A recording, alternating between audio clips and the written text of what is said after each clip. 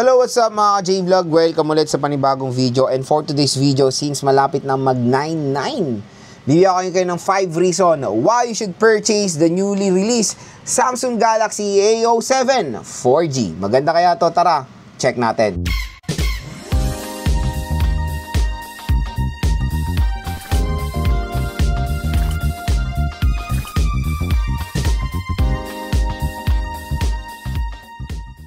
So yan, finally dumating na sa atin ang in-order ko na Samsung Galaxy A07 4G sa online at syempre binili ko yan dito sa ating View Products. So pag dyan kayo bumili, meron pong special voucher na naghihintay sa inyo. Kaya i-click nyo na yan, add to cart nyo na, bumili na kayo nitong A07 hanggang may stock pa to. Pero ano ba muna ang SRP nito? So ang SRP ng A07, itong 4GB 64GB niya is 5,290. Tapos yung 4GB 128 is 5,990 or almost 6,000 pesos. Pero syempre, pag in-analyze nyo, 64GB is not enough for a price tag na ganyan, 5,000 pesos. Pero pag binili nyo yan dito sa ating View Products, 3,000 to 4,000 pesos na lang po ang presyo nitong A07. Nakuha ko to sa halagang 3,900. So, there's a possibility na makuha nyo to ng 3,800, diba? Kasi sa online ngayon, nasa 4,800 or 4,700. Ang A07, wala pa po yung voucher. Pag nagkaroon kayo ng voucher, malaki pa yung madi-discount nyo dito sa device na to. Kaya i-check out nyo na itong si A07 dahil yung voucher dito natin is 1,000 or 600 pesos. Ang laki po. Malaking tulong din yan sa mga consumers natin na naghahanap ng sobrang murang smartphone. Kasi again, pag binili nyo sa mall, mas mahal siya or SRP. So sa video na to, syempre tutulungan ko kayo mag-decide kung maganda nga bang i-purchase ang A07 4G, kaya bibigyan ko kayo ng 5 reason why you should purchase this device. First reason mga ka-J-Vlog, lapag na natin, chipset. So the chipset of this smartphone is the MediaTek Helio G99 with 6nm cut action na 6nm lang yung processor na yan. Ang GPU is Mali G57 MC2. So yung G99 usually nakikita natin yan for a price tag na 6,000 pataas. Pero nalagay yan ni Samsung, yes, 6,000 din naman ang SRP neto. Pero again, pag nakuha nyo nga to sa online, 3,000 to 4,000 pesos for a MediaTek Helio G99 processor is sobrang gandang deal niyan. Kayang-kaya mag-handle ng mga heavy games, kayang-kayang handle ng mga modern games, yan, ML, COD, Honor of Kings, Genshin, WoW, at marami pang iba. Since itong review unit natin is 64GB, very limited lang po ang malalagay nating games, kaya talagang pag-isipan nyo na mabuti kung ano ang ilalagay nyong games dito sa A07 4G. So, yun nga, when it comes sa kanyang chipset, ito yung magiging buying factor ng mga consumers ngayon. Karamihan ng mga consumers ngayon, yan yung magiging buying factor dito sa A07, yung kanyang napakalupit na chipset. Again, yan po yung isang napakalaking advantage ni A07 sa mga competitors niya sa ganitong price range na 3,000 to 4,000 na sa price range, sabihin na natin 3,000 to 5,000 pesos. Usually, naka Unisoc 7250. The Realme C71 is Unisoc 7250, Infinix Smart 10, marami pang iba mga ka-J-Vlog, and Itel CT100. Pero that processor is snappy na yan, 7250. Dito, mas malakas pa ang G99. Kaya expect nyo na maganda ang performance ito sa gaming. Let's hope. Kasi syempre, malaking factor din when playing ang RAM at yung ROM niya. Pero nakapag-try naman na ako ng mga ibang smartphone na Unisoc 7250 na 4GB 128 and 4GB 64 na maganda naman ang performance. And yung A06, MediaTek Helio G85 yan, so far so good ang gaming performance nun. Kaya asahan natin na maganda rin naman ang performance ito at sana optimize na yung chipset niya sa kanyang software na One UI. Second reason mga ka-J-Vlog is of course the display. Kung naghanap kayo ng isang smartphone na merong malaking display, ito na po ang isa rin na magandang bilhin, ang A07, dahil meron siyang 6.7 inches at isang upgrade din na itong smartphone na to sa kanyang predecessor is naka 90Hz screen refresh rate na siya. Para na siyang A06 5G kasi 90Hz na rin yung A07. So wala pa tayong any rumors na lalabas yung A07 5G dito sa Pinas. So, let's hope, lalabas din naman yan. Pero dito sa A07 4G, maganda naman yung kanyang display so far. When it comes sa brightness, maliwanag ba siya? Yung brightness niya, nasa parang average level din naman siya. Hindi siya too bright, hindi naman siya too low, nasa gitna lang siya na level. So, yon maganda yung, yung display na itong smartphone na to. Third reason, mga ka-J-Vlog, battery. Battery, napakalaki ng battery nito. Sobrang kunat. 5,000 mAh. Dun sa A06, na sobrang natuwa ko sa battery performance, including the A16. Ito, daily driver ko to, A16 5G. Naka Super AMOLED to 5K. Ang kunat ng battery nito. Asahan pa natin dito sa A07 na maganda rin ang battery performance. Ito kasi yung isang isang secret para gumanda ang battery performance sa mga devices. Syempre yung software. Dapat maganda yung software optimization.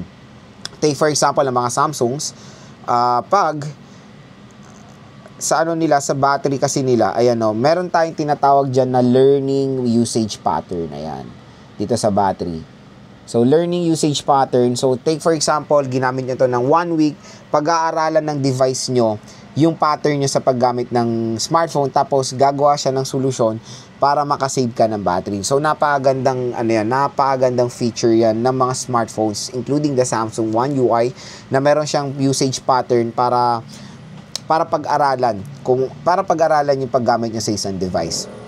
And yes, subok na subok ko na yung pattern na ganyan at nakakatipid naman tayo ng battery so far. Next, mga ka-J-Vlog, fourth reason is of course yung kanyang operating system. Isa sa pinagkakatiwalaan kong OS sa Android perspective is One UI. One UI for me is very secured talaga yan dahil sa kanyang Samsung Knox. Yun yung pinakamagandang feature or na-invent ni Samsung when it comes sa operating system nila, yung Samsung Knox.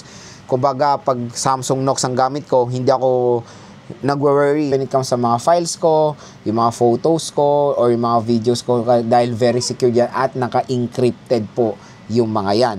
At syempre, One UI version 7, very user-friendly or napaka-clean ng UI na itong smartphone na to. So, may enjoy nyo yung UI na itong One UI version 7. For me, mas better talaga ang One UI. Or ito rin yung top na operating system for me when it comes sa Android. And ito pa ang ilalaban nyo sa Samsung. Sinabi na rin sa gilid ng box. 6 times operating or security update. Grabe. 3,000 hanggang 5,000 pag nabili nyo to. Tapos ang tagal pang ma-update ng operating system. Ay grabe, magiging sulit talaga ang inyong hard-earned money dito sa A07 4G. At ang pinakalas po is of course yung kanyang affordability. So, syempre, sa ganyang presyo, makuha nyo ng 3.7, 3.8, MediaTek Helio G99 na siya, matagal pa siyang ma-update ng OS, malaki pa yung display niya, kumbaga, sulit na sulit ang inyong hard-earned money pagdating kay Samsung. Ito yung na-observe ko sa pagbili ko ng mga smartphones sa mga iba't ibang brand. Yung A06 before, last year, nung nilabas yan, wala pong pumapansin dyan, dahil sobrang mahal. 5.7, tapos 4GB 64, tapos MediaTek Helio G85. Syempre, ibang mga consumers madi-disappoint. Meron pa namang alternative smartphone na mas better ang specifications. Buti na lang, nagising si Samsung. Nag-sale. I think nagsimula sila mag-sale niya ng June or May sa A16 LTE. Tapos sunod-sunod dyan sa mga A-series sila na budget. For as low as 2.8, 2.9 for the 4G A06. Grabe, gumawa ng ingay si Samsung pagdating sa sale ng mga yan. Nag-sold out at naging sulit na talagang A06. Biruin mo sa murang halaga, naka-Samsung device ka na, updated pa operating system, at kumbaga napaganda rin naman ng overall specs yan pag ganung presyo nyo siya nakuha. Pero pag sa SRP, hindi po siya sulit. Take for example din, itong A16 5G, ang SRP nito 14,000 pero nakuha ko lang to ng 6K. Grabe, 5G Super AMOLED, di ba? Ganun eh. Pag si Samsung na nag-sale, mabenta yan, matik. And ito, ang SRP nito 5K, tapos nag-sale din to ng 3 Plus, matik ang benta rin nito kasi ang binibili ng mga consumer dito is G99. So, pag Samsung talaga ang nag-sale, kumbaga mga consumers, bibili. Kasi very well-known brand ang Samsung, especially pagdating sa operating system nila, na update ng matagal at kilalang-kilala rin si Samsung pagdating sa pagka-durable ng kanilang mga smartphone. Ako, ilang taon na akong Samsung user since 2011 or yes, 2011 yung keypad yun, yung QWERTY. Tapos ang pinakauna kong touchscreen is sa Samsung Galaxy basta J series yun eh. Sobrang ganda ng mga Samsung devices, mga ka-J-Vlog, kaya pag si Samsung ang nag-sale, bibili talaga mga consumers. So again, Yan ang ating 5 reason why you should purchase sa Samsung Galaxy A07. Pero sinasabi nila, Lods, enough pa bang 64GB since yun naman yung pinakamura niya? Kung nakuha nyo nga ng 3,000 plus 3,800 or 4,000 pesos, 64GB, I think, yun, yung iba is talaga magiging skeptical. Again, expandable naman ang kanyang storage via micro SD card. Pwede nyo dyan, pag magtitik kayo ng photo, dyan nyo i-store. Dyan nyo ilagay yung mga videos, yung mga documents nyo. Pero pag mag-install kayo ng mga application, games, or yung mga catch files ng mga application, internal storage talaga ang gagamitin. Kaya piliin nyo na mabuti yung ilalagay nyo ng mga apps dahil 64GB is very small. Pero kung meron naman kayo extra few hundred of pesos, go for the 128GB. May available din naman. Nasa 4,000 to 5,000 pesos po yun. So again mga ka-J-Vlog, kung interested kayo dito, dyan na kayo bibili sa View products natin. Sobra at mura lang ang A07 dyan at meron pang special voucher na naghihintay para sa inyo. Abangan nyo na po yung full review and of course yung game test natin dito sa A07 4G.